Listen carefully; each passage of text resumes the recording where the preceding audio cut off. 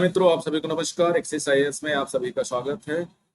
आज हम चर्चा करेंगे कि उत्तर प्रदेश की तैयारी जो बिगिनर्स हैं वो किस प्रकार उन्हें करनी चाहिए और क्या उन्हें कोचिंग को करना चाहिए या बिना कोचिंग के भी हो सकता है, और कोचिंग करें तो कौन सी करें, हिंदी मीडियम से तैयारी करें या इंग्लिश मीडियम से तैयारी करें। हम इन सभी आयामों पर आज चर्चा करेंगे। तो चलिए चर्चा अपने स्टार्ट करते हैं। देखो, जो पीसीएस होता है ना, प्रीलिम्स, मेंस और इंटरव्यू।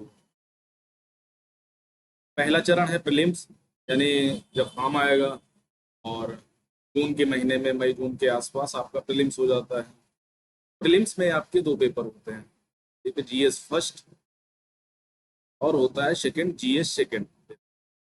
सेकंड जनरली इसको हम सामान्य भाषा में यूपीएससी की तर्ज पर सीसैट बोलते हैं, सिविल सर्विस एप्टीट्यूड टेस्ट।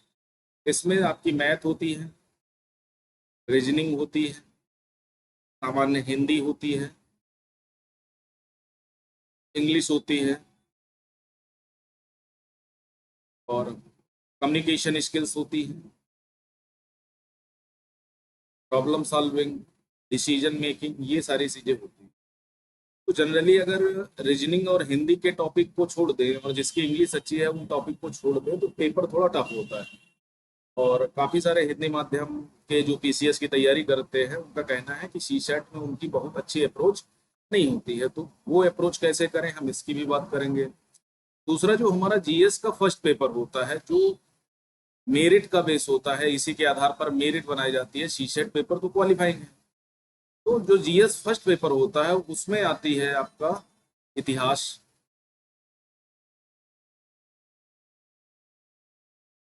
एवं राष्ट्रीय आंदोलन, ठीक है, भारतीय संविधान एवं राज्य व्यवस्था,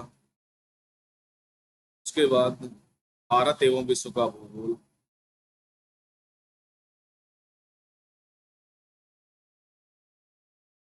सामाजिक आर्थिक जो डेवलपमेंट्स हैं, भारत का सामाजिक आर्थिक विकास, इसका मतलब है तुम्हारी इकोनॉमिक्स आ जाती है। उसके बाद साइंस एंड टेक के क्वेश्चन होते हैं, रफली साइंस से, जैसे आपके फिजिक्स, ठीक है, केमिस्ट्री से कम क्वेश्चन होते हैं, बायो ग्रुप से ज़्यादा क्वेश्चन होते हैं। साइंस एंड टेक के अलावा करंट अफेयर्स है। उसके बाद उत्तर प्रदेश विशेष है और पर्यावरण एंड जैव विविधता के क्वेश्चन आते हैं। तो ये 7-8 टॉपिक हैं जहाँ से क्वेश्चन पूछे जाते हैं। अगर हम बात करें कि इसको कैसे, किन किताबों से, देखो, इन सब के लिए आपको सबसे बेसिक बुक्स हैं एनसीईआरटी। चाहे आपको हिस्ट्री पढ़नी हो, आपको कॉन्स्टिट्यूशन पढ़ना हो, आपको ज्योग्राफी पढ़नी हो, या आपको पर्यावरण, इन्वायरमेंट, जैव विविधता से रिलेटेड कुछ भी पढ़ना हो, तो सबसे बेसिक सोर्स आपका है। आप चाहे यूपीएससी की तैयारी करें या यूपीपीएससी की या अदर स्टेट पीसीएस की, आपका जो बेसिक सोर्स होता है वो होता है एनसीईआरटी। ये आपका बेसिक सोर्स है। एनसीईआरटी में आपको हर सब्जेक्ट की बुक मिल जाएंगी, चाहे आप कक्षा 6 से 12 तक की पढ़ो या 9 से 12 तक की पढ़ो। लेकिन अगर आपने बेस नहीं बनाया है, आप कभी इस बैकग्राउंड में नहीं रहे, आपने हिस्ट्री ज्योग्राफी कभी कभार पढ़ी होगी, ज़्यादा बेसिक में डीप में नहीं गए, और हिस्ट्री के नाम पर आपको वही अशोक, मुगल, है ना, ये सारी चीज़ें पता है, तो मैं आपको रिकमेंड करूंगा कि आप एनसीईआरटी को ही पहले करें।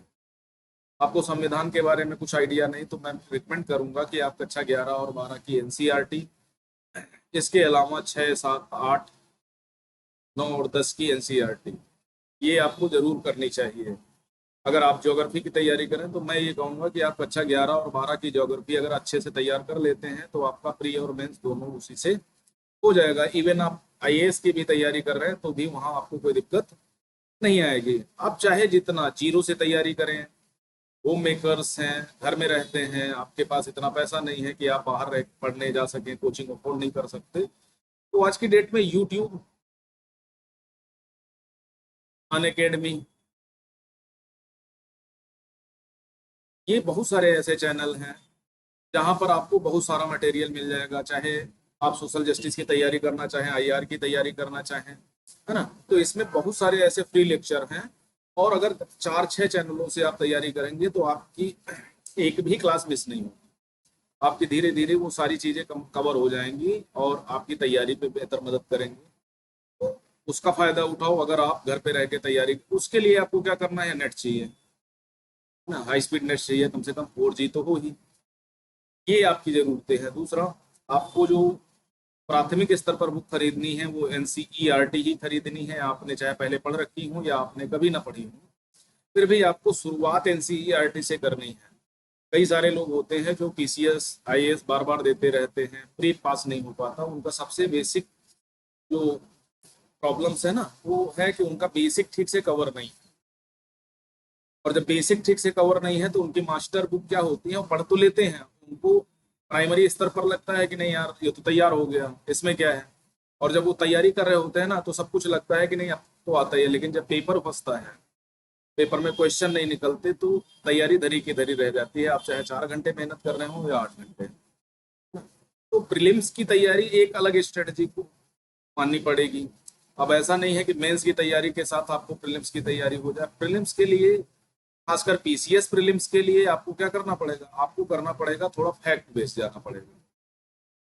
एक्चुअल नॉलेज चाहिए, ठीक है। चाहे उत्तर प्रदेश विशेष का हो, उत्तर प्रदेश के विषय में आपको ठीक ठाक जानकारी होनी चाहिए। खासकर जो उत्तर प्रदेश सरकार की योजनाएं हैं, जैसे वन जिला वन उत्पाद योजना है, हाल फिलहाल में जो योजनाएं लागू की गई, बजट विषय जो प्रदेश का बजट होता है ना, उसके आंकड़े भी पूछ लिए जाते हैं PCS वगैरह में।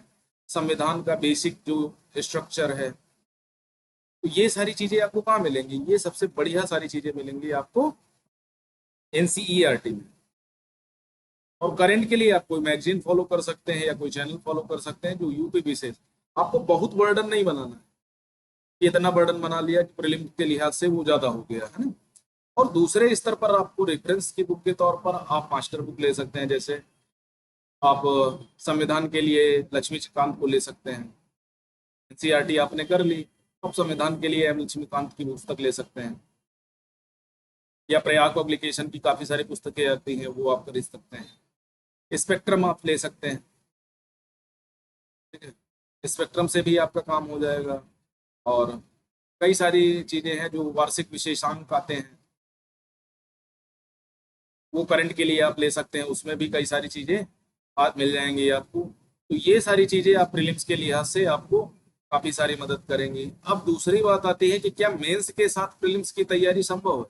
काफी सारे लोगों का कहना है पहले प्रीलिम्स की तैयारी करो, जब प्रीलिम्स की कंप्लीट हो जाए फिर मेंस की तैयारी शुरू करो, देन इंटरव्यू की। तो नहीं, जो एग्जाम है ना, वो आपको क्या करता है, मान लिया मई महीने में आपका प्रीलिम्स होता है, सितंबर मंथ में आपको, अब जैसे इस बार का UPPCS मेंस 2023 का एग्जाम है आपका, 25 सितंबर से स्टार्ट होगा। 4 दिन का एग्जाम है, 29 सितंबर तक चलेगा। एक दिन में 2 पेपर होते हैं, ठीक है। और कुल मिला के मेंस में पेपर कितने हैं, 6 GS के पेपर हैं, उसके बाद एक सामान्य हिंदी का पेपर है और एक ऐसे पेपर है, तो कुल मिलाकर के 8 पेपर है। और ये 8 पेपर 4 दिन में आपको देने हैं। पहले दिन जो आपका 25 तारीख को है सामान्य हिंदी और एसी का पेपर है, उसके बाद GS1 के साथ GS2, GS3 के साथ GS4, GS5 के साथ GS6, 4 दिन में पेपर खत्म हो जाते हैं। तो जो मई से सितंबर के बीच में गैप है ना, इसके अंतर्गत मेंस की तैयारी कैसे हो जाएगी। अगर मान लिया आपने प्री की तैयारी करके प्री क्लियर कर लिया और आपकी मेंस की तैयारी नहीं है, आपने ठीक से आंसर राइटिंग नहीं करी है, तो इन 3-4 महीनों में तैयारी कैसे हो जाएगी। या तो आप ये काम करो कि मान लिया प्रीलिम्स की तैयारी में 1 साल लगाया, फिर मेंस की तैयारी में लगाओ, देन इंटरव्यू की। अब फिर मेंस के बाद जब मेंस का रिजल्ट आ जाता है आपका, कब, सितंबर में एग्जाम हुआ तो नवंबर तक आपका रिजल्ट आ जाएगा, और जनवरी फरवरी में आपके क्या होते हैं, इंटरव्यू हो जाते हैं। डेट लपेट हुआ तो थोड़ा शेड्यूल आगे बढ़ा दिया जाता है। तो ये आपका शेड्यूल है। यहाँ पर आपको क्या करना है, जब बीच में गैप नहीं है तो आपको शुरुआत कैसे करें, इंटरव्यू से, अपनी पर्सनालिटी को डेवलप करने से। जब भी आप चीजें तैयार करते हैं, पढ़ाई करते हैं, तो आपकी अप्रोच बदलने लगती है ना। और जब आप गहराई पे जाते हैं, आप ठीक से चीजों को तैयार करते हैं, आप ठीक से प्रिपरेशन में मेहनत करते हैं, है ना, तो आपकी जो अप्रोच है, जो सोचने का तरीका है, जो व्यू पॉइंट है आपके, वो धीरे धीरे बदलने लगते हैं। उसी को हम कहते हैं पर्सनालिटी डेवलपमेंट। अगर आप मान लिया बीए पास किए, ठीक है, मान लिया बीए फाइनल करके आए और आपने पढ़ना शुरू करिए, मान लिया जनवरी मंथ से, जनवरी से लेकर के अपने मान लिया 3-4 महीने आपने एनसीईआरटी को दिए। उसके बाद जब मास्टर बुक पढ़ा तो आपके अप्रोच में थोड़ा सा चेंज आएगा, आपको चीजें, चाहे वो पॉलिटिकल स्टंट हो या कुछ भी, तो चीजें आपकी समझ में आने लगती हैं। और जब चीजें आपकी समझ में आने लगे तो ये मान के चलिए आपकी तैयारी सही दिशा में चल रही है। दूसरा काम आपको ये करना है, जो भी लोग तैयारी करना चाहते हैं, जितने भी जहां से भी तैयारी करना चाहते हैं, उनको क्या करना है, उनको करना है प्रीलिम्स का पेपर। प्रीलिम्स का सॉल्व या अनसॉल्व पेपर आपको रखना है, कम से कम 10 साल के पेपर आपको देने चाहिए। दूसरा, आपको सिलेबस आपको रटा हुआ होना चाहिए।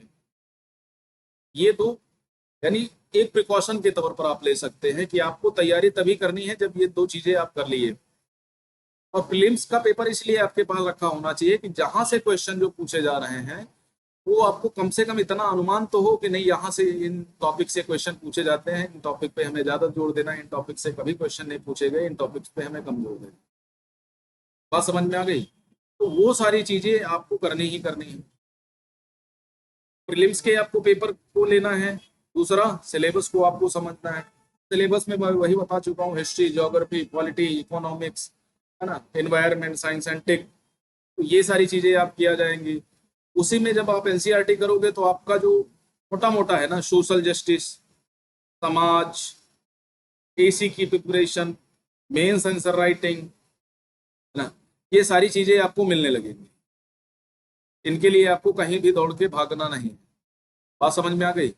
अब जब आप मेंस की तैयारी करते हैं, मान लिया आप मेंस में उतरते हैं, प्रीलिम्स हो गया आपका, और प्रीलिम्स के लिए चाहिए आपको कम से कम 95 क्वेश्चन आपके सही होने चाहिए, तब आपका प्रीलिम्स क्लियर होगा। 150 क्वेश्चन, मान लिया जीएस फर्स्ट पेपर में 150 क्वेश्चन पूछे जाते हैं, 2 घंटे का होता है, 200 नंबर के होते हैं। और जीएस सेकेंड पेपर में 100 क्वेश्चन पूछे जाते हैं, 200 नंबर के होते हैं। यहाँ पर आपको क्वालिफाइंग यानी 67 नंबर लाने होते हैं। क्वालिफाइंग नेचर का है तो 67-68। अब अगर आप हिंदी अच्छे से तैयारी करेंगे, और ऐसा नहीं, बहुत सिंपल नहीं है टीसेट को पास करना, वो भी अपने आप में एक थोड़ा सा चैलेंज है। आपको कम से कम बेसिक मैथ, बेसिक रीजनिंग और हिंदी, और सिंपल जो आपकी इंग्लिश है, खासकर जो आपका ग्रामर पोर्शन, वो बेसिक चीजें आपको पता होनी चाहिए, जैसे स्टोरी से कैसे क्वेश्चन डील करते हैं, एंटोनिम, सिनोनिम्स वगैरह, तो कुछ बेसिक चीजें आपको पता होनी चाहिए, तो आपका सीसेट हो जाएगा। जीएस फर्स्ट पेपर में लगभग 30 क्वेश्चन आपको हिस्ट्री से पूछे जाते हैं, 25 से 30 ही आपको ज्योग्राफी से, है ना। तो लगभग ये जो अप्रोच है ना, 25 क्वेश्चन लगभग हर टॉपिक से पूछे जाते हैं। आपका हिस्ट्री, करंट अफेयर से लगभग 60% क्वेश्चन आ जाएगा, है ना। तो अगर 3 सेगमेंट को भी आप बहुत अच्छी तरीके से करेंगे तो आपके लिए चांसेस बढ़ जाएंगे। लेकिन मैं ये कहूँगा कि जितने भी सब्जेक्ट हैं, चाहे हिस्ट्री हो, पॉलिटी हो, किसी को आपको छोड़ना नहीं है। आपको बेसिक स्तर पर आपको सभी चीज़ों की तैयारी करनी है। सिलेबस को मैंने डिटेल कर दिया है आपके प्रीलिम्स और मेंस के लिहाज से दोनों को, तो वो कर लेना है। अगर आपका प्रीलिम्स हो जाता है, फिर आता है आपका मेंस, ठीक है।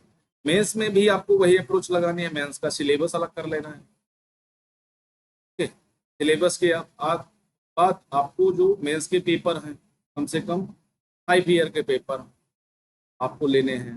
अब ऑप्शनल चूंकि हटा दिया गया है, ठीक है, पहले ऑप्शनल के 2 पेपर होते थे, ऑप्शनल फर्स्ट एंड सेकेंड, ये हट गया, तो इसकी जगह पर जीएस 5 आ गया है और इसकी जगह पर जीएस 6 आ गया है। जनरली जो उत्तर प्रदेश का history, geography, polity, environment, ecology वगैरह है, वो सारी चीजें इन्हीं 2 पेपरों के अंतर्गत कवर कर दी गई। फिर आता है कि नहीं, पेपर वाइज अगर हम देखना चाहें मेंस को कैसे होता है, तो आपका जो फर्स्ट पेपर है, सबसे पहले हम जीएस की बात करेंगे। जो आपका जीएस फर्स्ट पेपर है, उसके अंतर्गत आपका हिस्ट्री है, जियोग्राफी है, सोशल है, हमारा समाज है, संस्कृति है, कल्चर,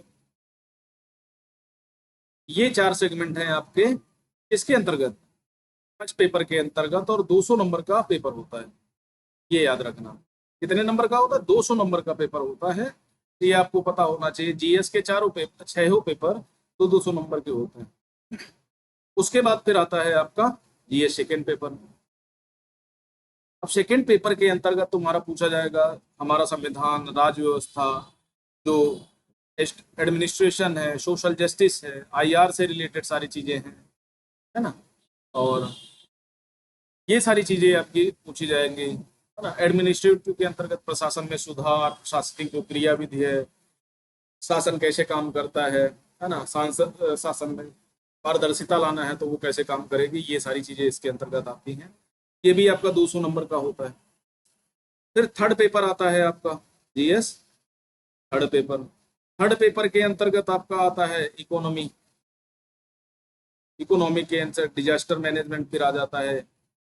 उसके बाद इसी के अंतर्गत इन्वायरमेंट आ जाता है। इसी के अंतर्गत आपका आ जाता है साइंस एंड टेक। ये 4 सेगमेंट आ जाते हैं इसके अंतर्गत।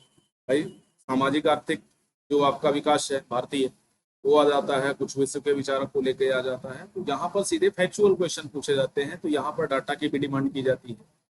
डिजास्टर मैनेजमेंट के लगभग 2 क्वेश्चन पूछे जाते हैं, आपदा प्रबंधन जिसे हम बोलते हैं। इन्वायरमेंट साइंस एंड टेक के लगभग 2 क्वेश्चन पूछे जाते हैं। तो ज्यादातर बर्डन इकोनॉमी का होता है, लगभग 100। ये भी आपका 200 नंबर का होता है। 3 पेपर ये हो जाते हैं। उसके बाद अगर देखें तो उसके बाद आता है आपका जीएस पेपर 4। अब जीएस पेपर 4 को हम जनरली क्या करते हैं, एथिक्स के नाम से जानते हैं, यानी नीति शास्त्र। नीति शास्त्र एथिक्स पेपर में आपको क्या करना है, एथिक्स पेपर की अप्रोच जो है ना, वो आपको शासन में, जैसे शासन से निकल के आएगी ना, शासन में पारदर्शिता, ईमानदारी, क्योंकि नौकरी तो आप वही करने जा रहे हैं।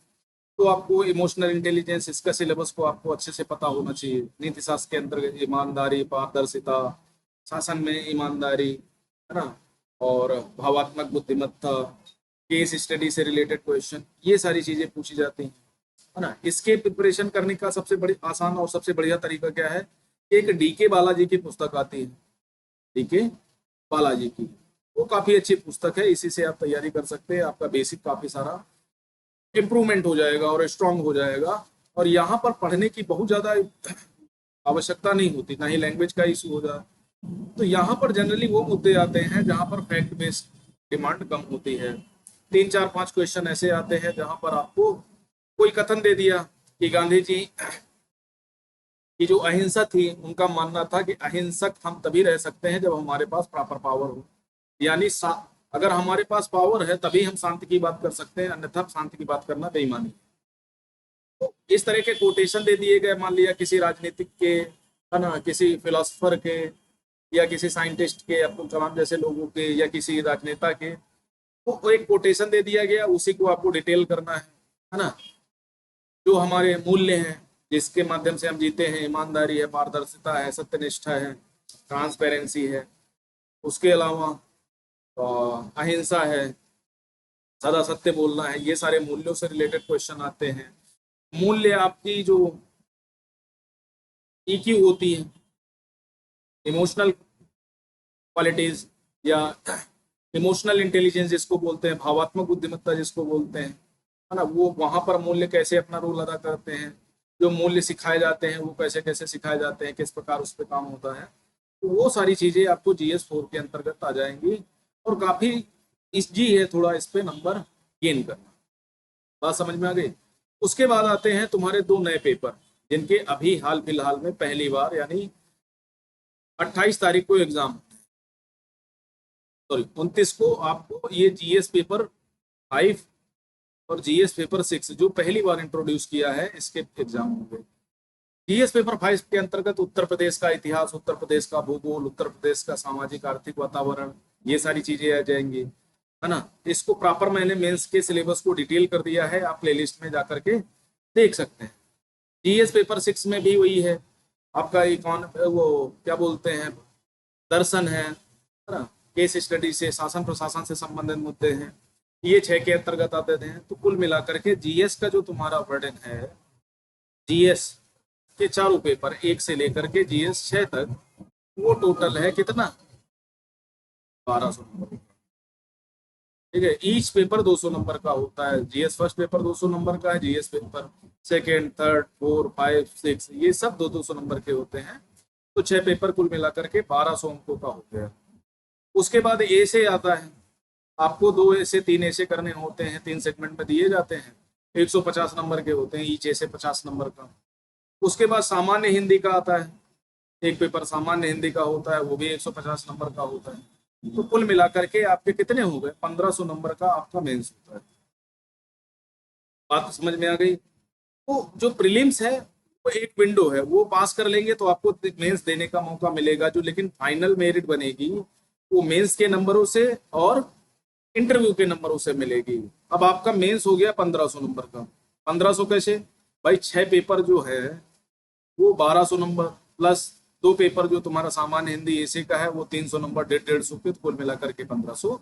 ये आपका हो जाता है 100 नंबर का आपका ऐसे हो गया। कुल मिलाकर के जो फाइनल है वो 1600 नंबर का है। तो साक्षात्कार के अंतर्गत आपकी जो उठने बैठने की शैली है, बात करने का स्टाइल है, जो आपका व्यू है, यानी आप किसी मुद्दे पर कैसे अपनी बात रखते हैं, उस मुद्दे के बारे में कहीं ऐसा तो नहीं आप जातिवादी हैं, कहीं ऐसा तो नहीं आपके महिलाओं के जो उनकी आज़ादी है, जो उनकी फ्रीडम है, जो उनकी फ्रीडम ऑफ स्पीच है, उसके समर्थक नहीं है, है ना। तो इस तरह के क्वेश्चन वहां पर पूछे जाते हैं। जनरली क्या होता है, 40% आपको अटेंडेंस के नंबर मिलते हैं।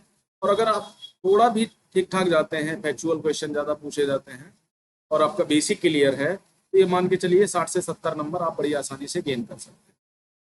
ठीक है, इसके लिए कोई रिस्क नहीं, कुछ नहीं। तो कुल मिलाकर इतने नंबर आ जाएंगे तो आपका मेंस का जो मेरिट 1100 नंबर का आसपास जाती है फाइनल, है ना। इतने के अंतर्गत आना है, तो आप पर पेपर के हिसाब से एक आइडिया आपको लगाना है। बात समझ में आ गई? तो आप तैयारी तभी अच्छे से कर सकते हैं जब आप तैयारी की अप्रोच को समझेंगे, तैयारी क्या डिमांड करती है ना। जो यूपीपीएससी है वो कैसे आपको भर्ती करेगी, तो प्रीलिम्स का जो टेस्ट लेगी उसके लिए आपको प्रॉपर तैयार रहना है। जो मेंस है, मेंस के सिलेबस को आपको ठीक से जानना है, फिर साक्षात्कार, है ना। तो ये सारी चीजें कैसे आप करेंगे, तो इनको प्रॉपर वे में आपको लिखना पड़ेगा, समझना पड़ेगा, नोट्स भी बनाने पड़ेंगे। और मेरा ये कहना है कि अगर आप एनसीईआरटी, है ना, बहुत पावर है इन बुक्स में, एनसीईआरटी अगर आप कर लेते हैं तो ये मान के चलिए आपका लगभग 40 से 50% सिलेबस बड़े आराम से इन्हीं बुक से हो जाएगा। कुछ रिस्क नहीं है, कुछ नहीं है, आपको बेसिक बस अपने आप पे और सामने वाले पे बिलीव करके, है ना, ये तैयारी करनी है। तो अगर प्रॉपर अप्रोच के साथ जाएंगे तो आपकी तैयारी हो जाएगी। और चूंकि टाइम ड्यूरेशन ज़्यादा, 1 साल में भर्ती कंप्लीट होती है, तो आपको थोड़ा सा क्या करना है, अपने आप को काम एंड कूल रखना है, आपको परेशान नहीं होना है, आपको कंसिस्टेंसी बरकरार रखनी है। आपको जो निरंतरता होती है ना पढ़ाई में, वो ज़्यादा इंपॉर्टेंट होती है। पेशेंस ज़्यादा इंपॉर्टेंट होता है किसी भी तैयारी में, किसी भी काम करने के लिए। सफलता असफलता तो बात की बातें हैं, आप पहले पर तैयारी तो बेशक बढ़िया करिए। दूसरी बात ये आती है कि नहीं, क्या डिमांड करती है, तो देखो पीसीएस, जो पीसीएस वैकेंसी निकालते हैं उसमें 2 तरह की सर्विस होती हैं। एक तो सुबार्डिनेट, जिसको हम प्रीलिम्स बोलते हैं।